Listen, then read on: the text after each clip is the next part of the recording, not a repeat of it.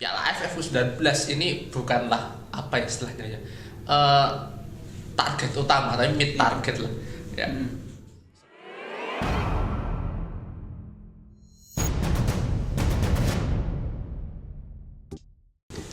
Halo Bola Sporters, jumpa lagi dengan saya Nugi Fauzi dalam segmen OMA, obrolan malam. Seperti biasa, di segmen ini kami akan membahas tentang sepak bola nasional, terutama timnas Indonesia. Nah, di sini saya sudah ditemani rekan saya, intermediate sejarah sepak bola nasional, Desas Songko. Selamat malam Mas Songko, gimana kabarnya? Selamat malam, baik-baik. Ya. Nah, di sini kami akan membahas timnas Indonesia, terutama timnas U19 Indonesia yang akan berkiprah di Piala AFF U19 2022. Nah, sebelum itu kita akan membahas tentang timnas Indonesia terlebih dahulu yang ditangani oleh Sintayong ya. Jadi timnas U19 Indonesia juga ditangani Sintayong ya Mas Songko. Betul. Ya, Sintayong ini secara beruntun sejak dalam kurun 1 tahun terakhir ya, dia padat banget jadwalnya menangani timnas baik di senior U23 maupun U19 ya. Betul. Nah, dimulai dari kualifikasi Piala Dunia gagal mengantarkan timnas untuk lolos, terus Piala AFF menjadi runner up, terus SEA Games juga menjadi medali perunggu ya, mendapat medali perunggu. Kemudian yang ini nanti kualifikasi Piala Asia sukses ya, bisa lolos, dan sekarang Sintayong diamanai untuk menangani timnas U19 di Piala AFF U19 2022. Nah, dalam perjalanannya mempersiapkan tim, Sintayong tidak bisa full secara penuh menangani timnas ya. Khususnya U19 karena itu tadi padatnya jadwal Sintayong yang menangani tiga generasi timnas sekaligus ya. Betul. Nah, di sini saya akan bertanya dengan Mas Songko terkait persiapan dari timnas U19 Indonesia sendiri yang kabarnya kemarin juga sudah menjajal kekuatan tim-tim Eropa di Toulon Cup. Seperti apa Mas Songko? Pertama disclaimer ya, timnas U19 yang akan ditampilkan oleh Sintayong ini untuk Piala Dunia U20 tahun depan di Indonesia. Oh iya. Ya, jadi tim pertandingan bahkan lawan yang akan mereka hadapi itu ya selevel dengan apa yang akan mereka hadapi tahun depan. Jadi Piala AFF U19 ini bukanlah apa istilahnya ya, target utama, tapi mid target lah ya. Sebelum menuju ke arena sesungguhnya ya. Nah, jadi ini nanti kemungkinan bakal jadi mid target menuju kualifikasi Piala Asia dan Piala Asia U19 tahun depan kira-kira tahun depan ya. Nah, kemudian Piala Dunia nanti. Kemudian Piala Dunia sebagai puncak acara itu. Ya. Bicara di persiapan Piala AFF U19, kemarin timnas sudah bertanding di Toulon Cup yang mana ditangani oleh asisten pelatihnya Sintayong Zenan Radonjic ya. Nah, kiprah timnas sendiri seperti apa di Toulon Cup? Sebenarnya tidak terlalu penting untuk bicara hasil ya, apalagi ini untuk level U19 U20 karena ini masih level kelompok umur ya. Tapi melihat penampilan timnas Indonesia di sejak uji coba di Korea Selatan maupun di Toulon turnamen itu sebenarnya satu aspek yang sebenarnya sudah bisa diperbaiki, yaitu determinasi dan mental ya. Kelihatan waktu kita melawan Ghana, waktu kita kalah menang 1-0 ya, satu-satunya kemenangan pertama itu kelihatan banget determinasi dari pemain-pemain U19 di situ.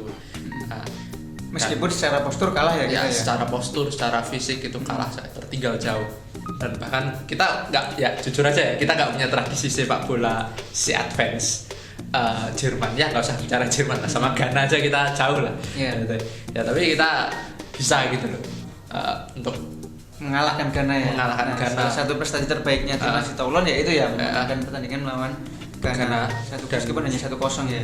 Dan kita kalah dengan Venezuela dan Meksiko yang kita tahu benua Amerika mau gimana pun ya, itu ya punya tradisi yang jauh lebih lama daripada kita gitu. Jadi ya itulah. Terus pulang dari Toulon Cup, Sintayong sudah selesai tugas dari kualifikasi Piala Asia nih. Kemudian dia memanggil 30 pemain. Nah, kemarin katanya juga sudah menggelar uji coba dengan tim lokal. Itu Ya. hasilnya seperti apa, Mas Sasongko? Saya juga nggak punya nggak punya gambaran ya, karena tidak ada ya, nonton tidak pertandingannya aja disiarkan nggak ada, langsung footage-nya aja nggak ada. Tapi dari jadi bahannya cuma satu dari pernyataan Sintayong. Kita masih kehabisan fisik. Kenapa? Karena latihannya sangat berat ya. Itu fine lah, karena ini bentuk persiapan. Apalagi kita tahu jadwal pertandingannya sangat kejam untuk sekelas AFF U19. Iya. Satu hari main, satu hari istirahat, satu hari main lagi. Iya. Ya, jadi perlu ya pembiasaan fisik, dan itu butuh waktu, ada waktunya. Jadi nggak penting hasil, aku tetap bilangnya. Ya, sebagai informasi kemarin timnas imbang 0-0 ya. Lawan yang pertama melawan Persija ya. Persija Jakarta, kemudian kalah 0-1 dari Bayangkara FC. Bayangkara FC, Ya, berarti belum ada ini ya striker yang benar-benar bisa membobol gawang lawan dari timnas U19 ini ya. Belum menemukan sosok striker yang ini bisa jadi andalan gitu nanti di Piala AFF U19. Sebenarnya belum bisa dikatakan seperti itu karena kondisi fisik ya, lagi-lagi kita baru tahu itu nanti sampai pertandingan pertama seperti kita apa. Kita juga nggak tahu taktiknya strategi dia untuk juga nanti kayak gimana. Benar. Apalagi ini untuk sekelas Piala AFF, modal untuk jadi juara bukan lagi taktik teknik, tapi pinter-pinteran rotasi pemain, karena ini sehari sekali istirahat sehari, main sehari, itu cukup melelahkan. Melelahkan jadi ya kayak gitulah. Oke, terakhir saya mau konfirmasi ke Mas Sasongko, kira-kira pemain menonjol dari timnas, meskipun kita nggak bisa lihat langsung, setidaknya dari taulan lah kita bisa lihat performa timnas U19 ya. Kalau di uji coba lokal kan tidak disiarkan. Nah, kira-kira siapa nih pemain menonjol dari timnas U19? Satu nama aja cukup. Satu nama, kalau udah main senior, De Marcelino ya, jelas ya. Marcelo Ferdinand ya, di gelandangnya Persebaya Surabaya. Sebenarnya kalau yang lain masih belum kelihatan, masih ya naik turun lah, tapi kita lihat nanti. Tapi masih ada beberapa main yang sebenarnya sudah menarik perhatian saya sewaktu Piala Presiden. Contoh ada Mas Zanadin Faris main di Solo. Saya nonton dari televisi, mungkin Mas Nungki nonton dari mana? Iya. Saya nontonnya dari waktu baru masuk lawan PSS Sleman tuh, sangat cool sekali ya, mengontrol lini tengah tim Persis Solo ya. Oh ya, jadi ada beberapa pemain yang memang dipanggil tapi belum bergabung di TC Timnas U19 ya, karena Piala Presiden ya. Ya ada seperti itu. Itu kesan pertama saya, dia pemain yang bagus itu secara Zanadin Faris. Untuk yang lain saya pikir masih naik turun ya, masih kita belum tahu ya. Contoh Hoki Caraka, Ronaldo, Garda Select ya. Garda Select juga. Ya belum teruji sepenuhnya di Liga 1 gitu. Kita harus nunggu Liga 1 tahun depan untuk lihat kualitasnya. Iya, benar. Atau si Ronaldo Kuate, ya dia bakat besar sebenarnya. Tinggal nanti sempat dilirik tim Turki juga ya. Iya, sempat dilirik juga. Mungkin ya penjaga gawang kemarin U19 yang ditolong Cahya Supriyadi atau Cahya Supriyadi,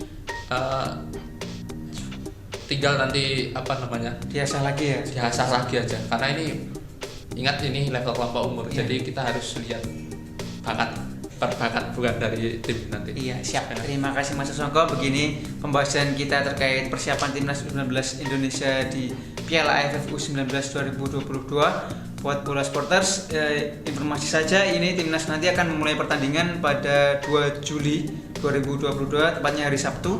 Akan disiarkan langsung oleh televisi nasional ya nantinya. Nanti pertandingan akan digelar di Indonesia, dan tampaknya Indonesia dapat jadwal untuk main malam terus ya, sesuai rilis terbaru dari yang kita dapat dari kompas.com. Itu ya bola sporters, pembahasan kita terkait persiapan timnas U19 Indonesia menuju Piala AFF U19 2022. Dari 30 pemain kemungkinan masih akan ada penyusutan ya, ada yang dicoret ya, sampai 23. Ya, kemungkinan seperti itu. Nah, untuk bisa lebih lanjut lagi terkait peluang timnas Indonesia, Bola Sporters bisa terus pantengin channel ini ya. Nanti di video selanjutnya kita akan membahas seputar peluang timnas menjajaki grup A Piala AFF U19 2022.